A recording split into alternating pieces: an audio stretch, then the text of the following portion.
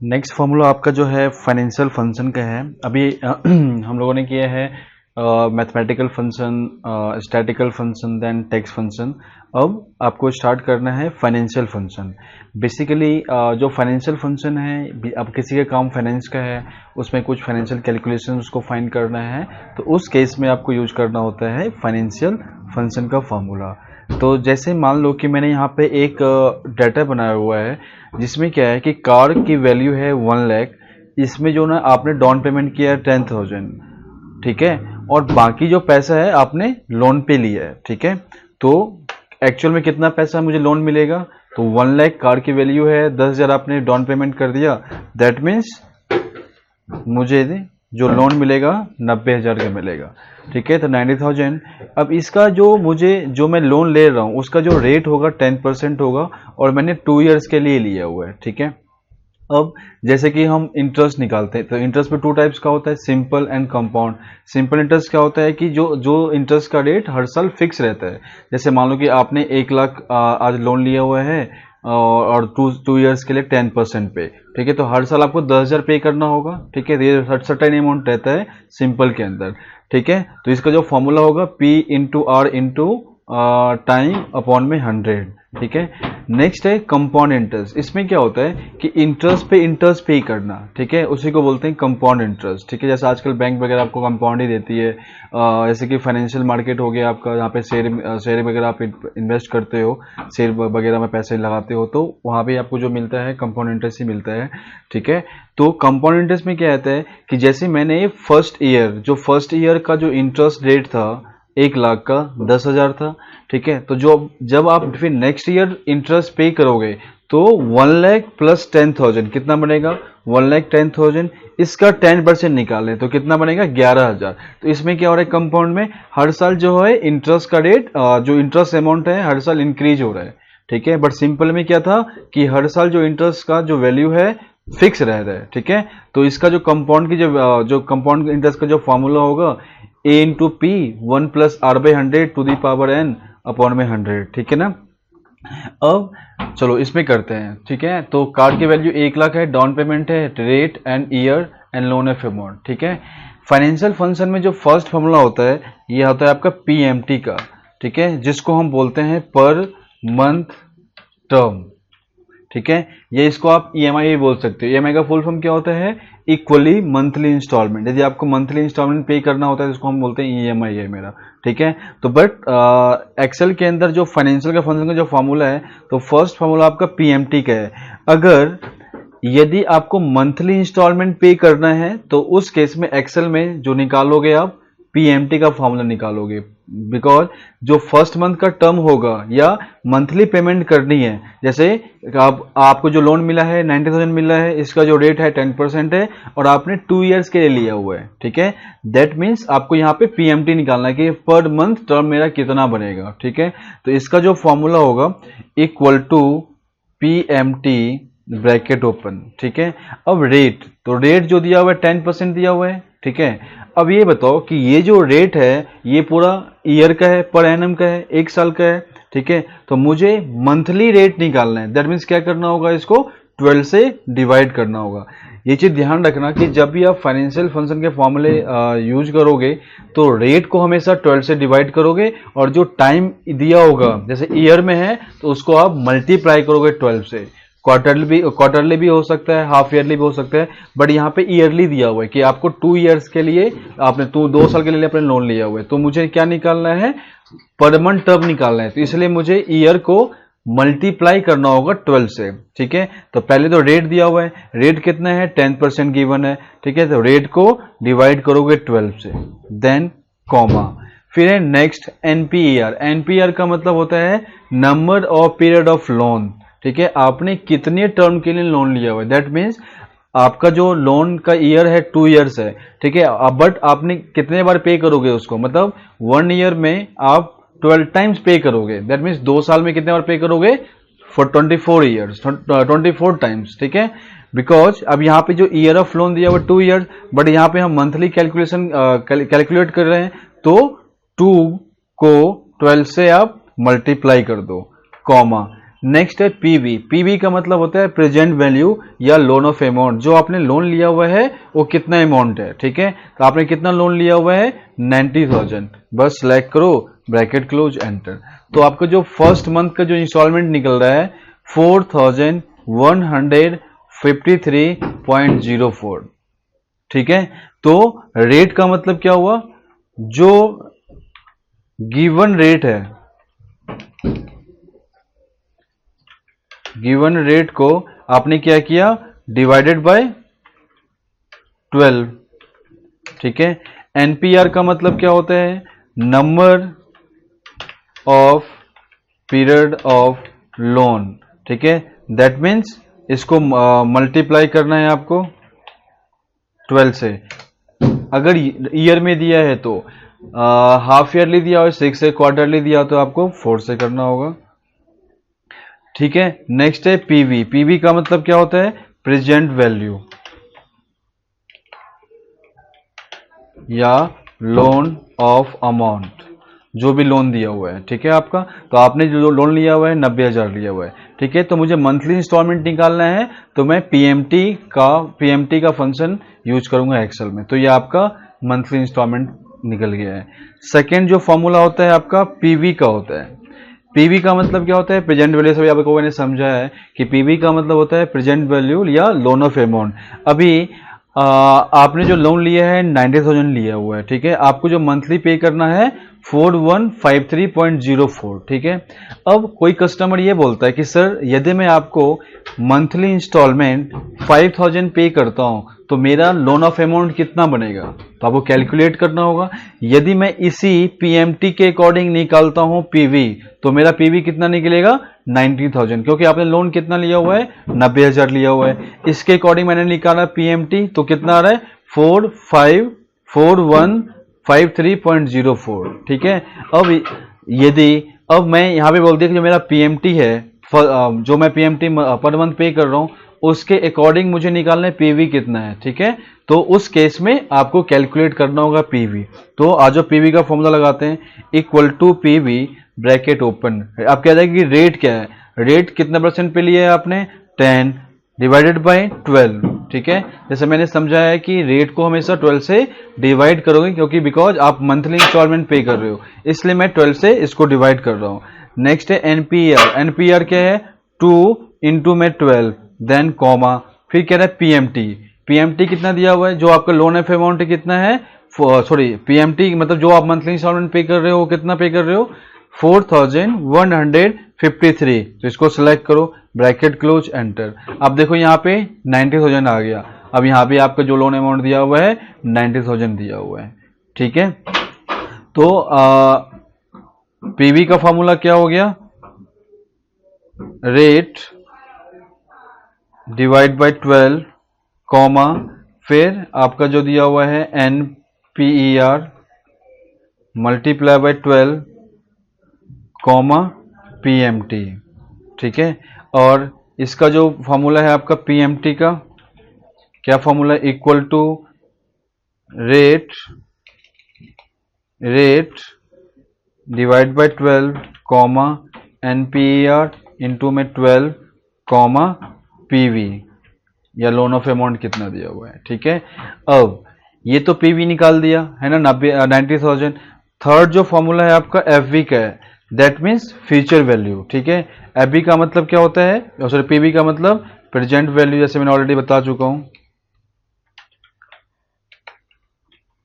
और नेक्स्ट है आपका एफवी, फ्यूचर वैल्यू,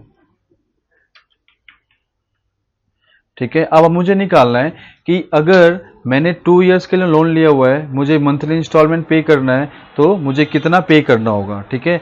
अब यहाँ पे दिया हुआ है FV, FV means future value, ठीक है। अब 90,000 लोन लिया हुआ है, इसका जो रेट है 10% है, और जो इसका ईयर दिया हुआ है 2 इयर्स के लिए दिया हुआ है, ठीक है। तो फ्यूचर वैल्यू में क्या होगा कि 2 साल के बाद टोटल कितना वैल्यू पे करना है। यदि मैं आज 90,000 किसी से लोन लेता हूं, तो इसके बदले टोटल कितना अमाउंट पे करना होगा, इसी को बोलते हैं फ्यूचर वैल्यू, ठीक है। तो निकालो, कैलकुलेट करो, equal to F V, bracket open, rate दिया हुआ है 10%, डिवाइड बाई 12, कॉमा, एनपीआर दिया हुआ है 2, इंटू में 12 कॉमा पीएमटी, पीएमटी कितना है आपका 4153 ब्रैकेट क्लोज एंटर। तो आपका देखो यदि आप 90,000 लोन लेते हो तो उसके बदले आपको 1,09,835.19 पैसा पे करना होगा, ठीक है, जिसमें आपका रेट इंटरेस्ट मतलब ये टोटल जो है आपको इंटरेस्ट के साथ इतना पे करना पड़ेगा, ठीक है। तो ये आपका हो गया फ्यूचर वैल्यू। नेक्स्ट फॉर्मूला है आपका, तो इसका जो फॉर्मूला होगा क्या होगा, formula rate divide by 12 comma NPER multiply by 12 comma PMT, ठीक है। आ जाओ नेक्स्ट आपका है PPMT। PPMT का मतलब होता है पर प्रिंसिपल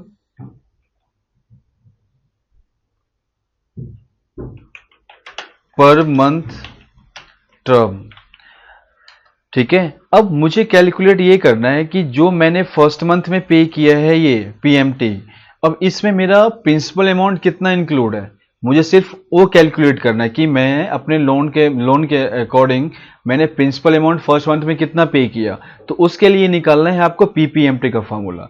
तो क्या फॉर्मूला होगा, equal to PPMT bracket open, rate दिया हुआ है आपका 10% डिवाइड बाय 12 कॉमा NPR है 2। अच्छा उसके बाद ये कह रहा है पर, अब यहाँ पे देखो एक चीज नहीं आएगी यहाँ पे, पर का मतलब है पीरियड, कि कौन से मंथ का आपको चाहिए प्रिंसिपल अमाउंट, चाहे फर्स्ट मंथ का चाहिए सेकेंड मंथ का चाहिए। तो अभी मैंने यहाँ पे कैलकुलेशन जो किया हुआ है फर्स्ट मंथ का PMT फाइंड किया हुआ है, तो मुझे फर्स्ट मंथ का ही निकालना है कि मैंने इस मंथ में कितना प्रिंसिपल वैल्यू पे किया है। तो इसमें जो पर होगा उसका मतलब होगा पीरियड, तो फर्स्ट मंथ का आप पे कर रहे हो तो 1 कॉमा NPR का मतलब वो जो नंबर ऑफ पीरियड दिया हुआ है लोन का 2 इंटू में 12 कॉमा नेक्स्ट कह रहे पीवी कितना है आपका 90,000, या ये वाला पीवी सिलेक्ट कर लो bracket close enter.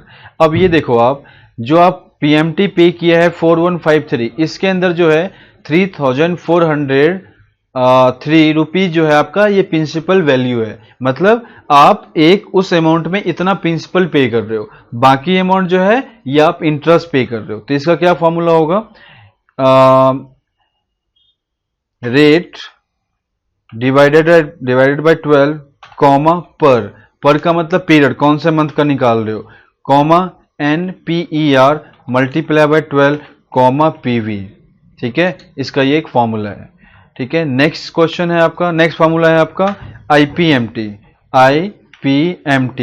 That means आपको ये फाइंड करना है आपकी इंटरेस्ट कितना पे किया मैंने फर्स्ट मंथ में, ठीक है, इंटरेस्ट पर मंथ टर्म, ठीक है। तो यहां पे निकालना है इंटरेस्ट पर मंथ टर्म, तो उसके लिए क्या यूज करोगे IPMT, तो equal to IPMT bracket open, rate आपका वही दिया हुआ है 10% डिवाइड बाय 12 कॉमा कौन से मंथ का निकालना है इंटरेस्ट, फर्स्ट मंथ का निकालना है, तो यहाँ पे 1 टाइप करो कॉमा NPR कितना दिया हुआ है 2 इंटू में 12 कॉमा PV का मतलब क्या होता है प्रेजेंट वैल्यू, आपने लोन कितना लिया हुआ है 90,000 ब्रैकेट क्लोज करो एंटर। तो आप देखो 750, यदि मैं PPMT को IPMT से ऐड करता हूं तो मेरा क्या निकल जाएगा PMT, तो इक्वल टू दिस प्लस में दिस क्या आ गया 4153, आप मैच करो कि PMT निकल गया, तो PPMT equal to PPMT plus IPMT equal to PMT, तो ये आपका PMT निकल गया, ठीक है। तो इसका भी क्या फॉर्मूला होगा आपका, रेट डिवाइडेड बाय 12 कॉमा पर comma NPER multiply by 12 comma PV, ठीक है। तो ये इसका फॉर्मूला दिया हुआ है। तो आपने अभी 5 फॉर्मूले किए फाइनेंशियल फंक्शन में, फर्स्ट फॉर्मूला किया है PMT का, सेकंड है PV का, थर्ड है FV का, एंड नेक्स्ट है PPMT, उसके बाद दिया हुआ है IPMT। तो ये सारे फॉर्मूले जो है फाइनेंशियल फंक्शन के फॉर्मूले हैं जो आपको काफ़ी हेल्पफुल होगा, चाहे आप कहीं से लोन लेते हो या जैसे बैंकिंग सेक्टर में यूज होते हैं ज़्यादातर फाइनेंशियल फंक्शन का फॉर्मूले। दैट मीन्स इसका मतलब है कि जिस किसी का भी काम फाइनेंस का होता है तो उसमें मुझे कैलकुलेशन चाहिए, तो कैलकुलेशंस करने के लिए आपके ये फॉर्मूले जो हैं काफ़ी बेटर है, इससे आप कैलकुलेट कर सकते हो उससे, ठीक है। जो नेक्स्ट फॉर्मूला आपका है लॉजिकल फंक्शन। जो लॉजिकल फंक्शन है ये काफ़ी इंपॉर्टेंट फॉर्मूला है। यदि जिस बच्चे को ये फार्मूला क्लियर हो जाता है तो एक्सेल में वो कुछ भी कर सकता है लॉजिक लगा के। तो बेसिकली ये जो फार्मूला है लॉजिक लगा के आप कुछ भी फाइंड कर सकते हो, कुछ भी लॉजिक लगाना है। आजकल क्या होता है कि आप कहीं भी काम करने के लिए जाते हो तो वहाँ पे लॉजिकल फंक्शंस पे ज़्यादा काम करना होता है, बिकॉज क्योंकि जो भी डाटा बनाते हो वहाँ पे कुछ कंडीशन रख दिया एम्प्लॉयर ने, तो उसके अकॉर्डिंग करना है आपको। तो लॉजिकल फंक्शन में कमांडिंग अच्छी होनी चाहिए। जैसे कि मैंने एक डाटा बनाया, यहाँ पे नेम है, इंग्लिश है, मैथ्स है, इकोनॉमिक्स दिया हुआ है। अब टोटल मैं निकालूंगा, फिर निकालूंगा स्टेटस। तो लॉजिकल फंक्शन काफ़ी इंपॉर्टेंट फॉर्मूला है। तो प्लीज़ जो लॉजिकल फंक्शन है, कंडीशन आपको अच्छे से समझ में आ जाता है तो लॉजिक आप इजी वे में लगा सकते हो। तो काफ़ी इंपॉर्टेंट फॉर्मूला है ये, ठीक है। तो लॉजिकल फंक्शन में अलग अलग फॉर्मूले दिया हुआ है, जैसे कि इफ का दिया हुआ है, एंड का दिया हुआ है, और का दिया हुआ है, नॉट है, ठीक है। इसके आगे भी हम करेंगे। तो इफ, सबसे पहले जो फर्स्ट फॉर्मूला है इफ का मतलब क्या होता है, अगर, दैट मीन्स कंडीशन। कंडीशन में कुछ भी हो सकते हैं, जैसे आप लोगों ने अभी मैथमेटिकल फंक्शन किया था, स्टैटिकल फंक्शन किया था, उसमें क्या था, सम इफ था, सम इफ्स था, कॉन्ट इफ्स, एवरेज इफ है ना, एवरेज इफ्स था। तो यहाँ पे क्या था, कंडीशन था। तो यदि किसी डाटा में विद कंडीशन के साथ आपको आउटपुट चाहिए तो लॉजिकल फंक्शन से ही आप फाइंड कर सकते हो, ठीक है। तो जैसे फर्स्ट है इफ, तो इफ का मतलब क्या है, अगर, अगर ये होगा तो ये हो जाएगा, ठीक है। मतलब कंडीशन में कुछ भी। तो एक आपको ट्रू वैल्यू लेके चलनी पड़ेगी, एक दूसरा है आपका फॉल्स वैल्यू, ठीक है। तो ट्रू वैल्यू का मतलब क्या होता है, जो आपको, जो कंडीशन आप अप्लाई कर रहे हो वो यदि उसको फॉलो कर लेता है तो ट्रू हो जाएगा, अदरवाइज फॉल्स हो जाएगा। तो एक ट्रू वैल्यू होता है, दूसरा फॉल्स वैल्यू होता है, ठीक है। तो आपको ये पता है कि एक्सेल में जब भी हम कोई फॉर्मूला लगाते हैं सबसे पहले क्या लगाते हैं, इक्वल टू, ठीक है। इक्वल टू से आप स्टार्ट करोगे फॉर्मूला, ठीक है। उसके बाद इफ, फिर लॉजिकल टेस्ट किस में लगाना है, यदि ये फॉलो करेगा तो ट्रू, नहीं तो फॉल्स, ठीक है। और एक्सेल में कॉमा का मतलब होता है देन, अगर ये हो जाएगा तो कॉमा ये हो जाए, नहीं तो कॉमा ये हो जाए, ठीक है। और जो भी टेक्स्ट फंक्शन, जो भी टेक्स्ट कंडीशन डालोगे टेक्स्ट के अंदर, जैसे कि पास फेल टेक्स्ट हो गया, इसको कंडीशन में चाहिए तो इसको इन्वर्टेड कॉमा से ओपन भी करोगे, देन इसको क्लोज भी करोगे, ठीक है। जैसे मैं यहाँ पे बताता हूँ, तो इफ का जो फॉर्मूला है ये सिंगल सेल के लिए अप्लाई करते हो और ये सिंगल कंडीशन के लिए होगा, ठीक है। प्लीज ध्यान से समझना कि क्या मैं बता रहा हूँ। इफ कंडीशन सिंगल सेल में अप्लाई करोगे और सिंगल कंडीशन होगा, या सिंगल सेल में आप अप्लाई करना चाहते हो इसमें मल्टीपल कंडीशन भी अप्लाई करना है तो ये भी पॉसिबल है।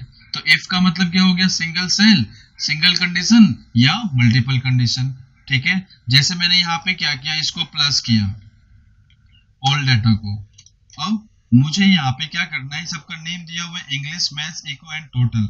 अब मुझे यहाँ पे ये फाइंड करना है, निकालना है, स्टेटस निकालना है।